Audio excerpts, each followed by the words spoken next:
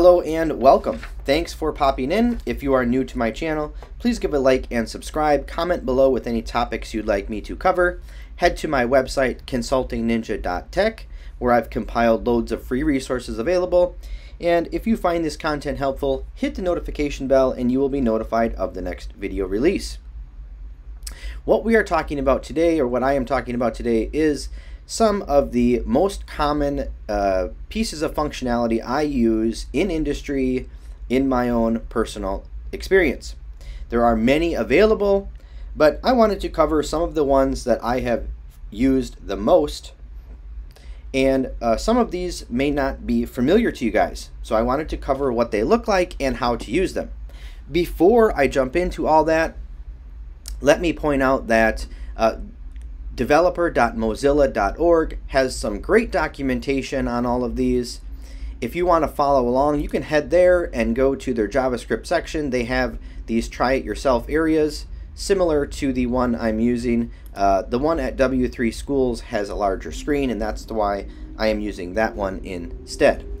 So if you need to dig into the nitty-gritty nuts and bolts of these, head to the documentation at developer.mozilla.org and feel free to read in depth there. However, I am going to just show you guys what these look like and how to use them, and hopefully you find this helpful. The five I'm going to be covering are all methods of arrays, and I am doing that because these are, again, the most commonly used pieces of functionality that I have found in my job. So the first is the reduce method. Now, the example that they give in the documentation is something similar to this. They have an array of values and they are using the reduce method to add these all up. And people will say, well, when in reality in the workforce are you ever going to need to do this? This seems like, you know, an off case scenario.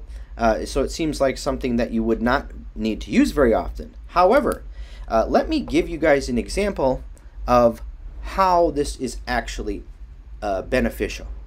So let me just point out that I have this little function attached to this click handler. So when I run this, it's taking the value that the reduce method, or the other ones I'm going to show you, and then plopping it into the text here so we can see. So if I click this, you'll see 10, and that is because it is the sum of all of these values. So big whoop, right? Who cares? Well, let's say that our array is not just simple mathematics, but let's say it is an array of objects. Well, what could we possibly need to do here? Well, in my own experience, it's frequently the case that you would have an object that has an array of other things. Now, in here, I've just decided to make these simple for simplicity's sake, but in my own experience, it's frequently the case where these would be complex objects themselves. So you'd have a parent object that has an array that has children objects, which could be of varying complexity.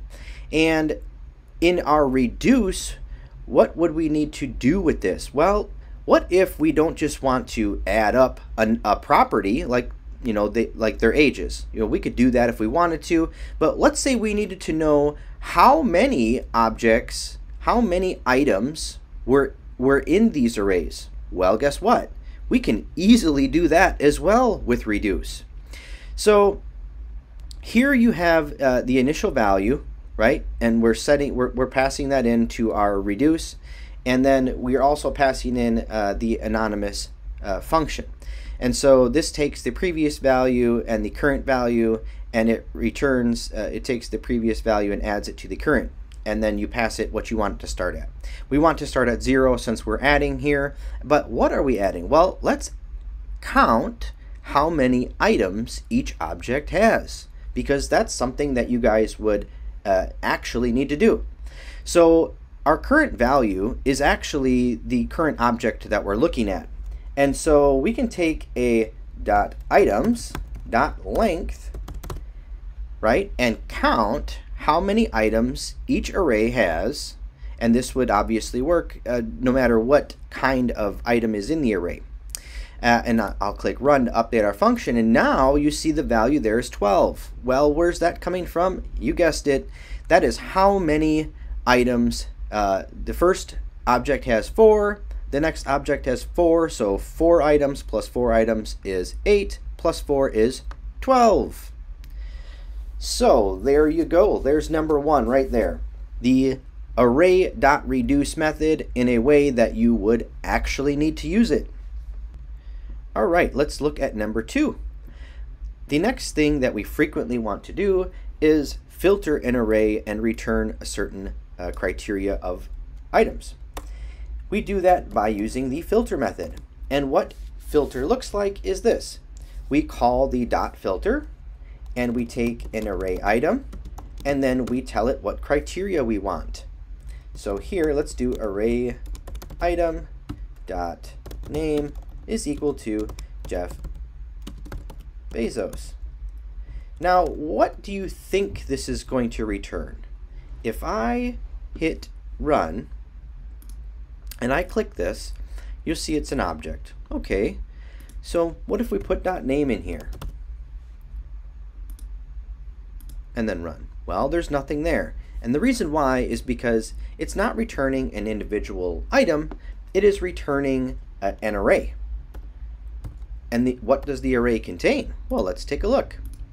You'll see that it contains the very thing that matches the criteria here. In this case, it goes through the array and it grabs up and creates a new array with all of the things that match that criteria. So a lot of people get this one confused. They think it's actually going to do the opposite. So if I wanted all of the things that don't match that criteria, I would come in here and do a not. And now if I run this, you'll see that the first item in this new array is Jim Smith. So I hope that has been helpful for you guys. All right, so moving on, let's cover map. Now, map is important because we frequently use a map to render out lists of React components for display. And what it looks like is array.map, and then you take each array item and send it to a function, and we do something to it in this function. Now, in the case of React, we would be returning a component, probably taking properties of the object, passing them to that component as props.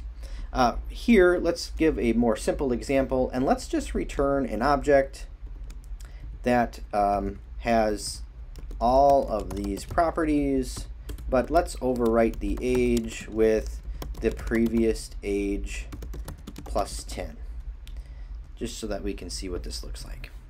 And then we'll change this so that we can see what is happening. So if I click this button, you'll see that what shows up is 45.